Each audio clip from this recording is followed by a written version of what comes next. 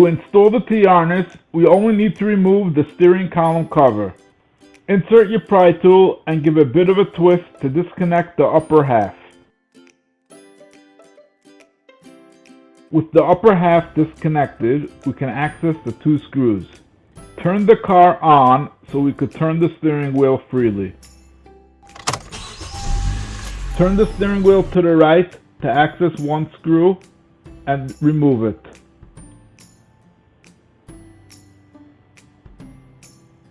Turn the steering wheel to the other way and remove the other screw.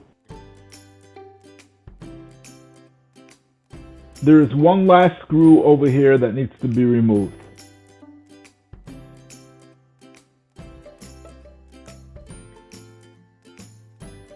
Pull the lever up. You can now remove the steering column cover.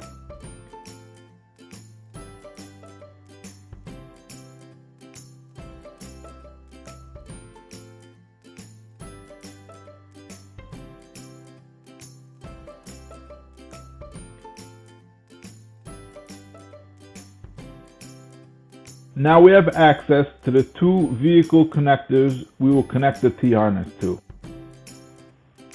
Squeeze the tabs and release the locking mechanism on the connector. Disconnect the connector from the vehicle.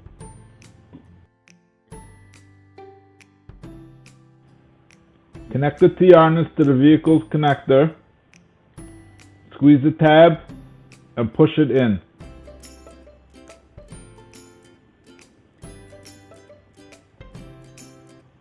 Connect the T-harness back to the vehicle.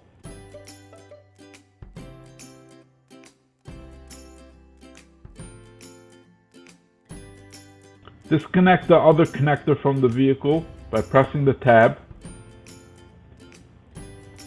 Connect the T-harness to the vehicle's connector. Connect the T-harness back to the vehicle.